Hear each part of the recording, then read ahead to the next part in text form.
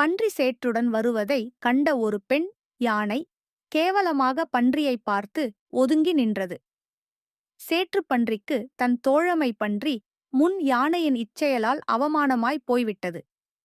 பன்றி விலகி நடந்தது.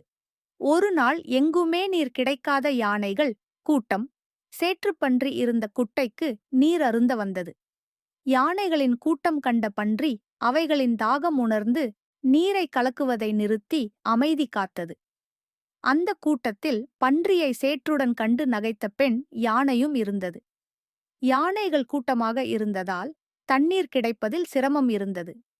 பெரிய யானைகள் தும்பிக்கை நீட்டி நீரை அருந்த குட்டிகள் அவசரத்தில் சேற்றுக்குள் இறங்கி நடுக்குட்டையில் நீர் பருகின. அனைத்து குட்டிகளும் கரையேற சேற்றை கேவலமாக எண்ணிய யானையின் குட்டி மட்டும் சேற்றில் மாட்டிக்கொண்டது. பெரிய யானைகள் மீட்க கால் வைத்தால் எடை தாங்காமல் சேற்றுக்குளம் புதைக்குழியாய் உள்ளிழுத்தது. தாய் யானை கதறியது. இதனைக் கண்ட பன்றி அவசரமாக களத்தில் இறங்கியது. குட்டி யானையின் கால்களுக்கு அருகே குளத்திலிருந்த சிறு பாறைகளை நகர்த்தி வைத்து குட்டி யானையைத் தள்ள குட்டி யானை சிறு பாறைகளில் கால் ஊன்றி கரையேறியது.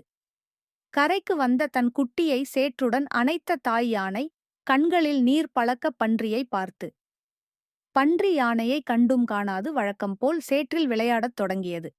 ஒருவர் வளரும் சூழல், உடுத்தும் ஆடை, தொழில் ஆகியவற்றைக் கொண்டு ஒருபோதும் எடை போடக்கூடாது.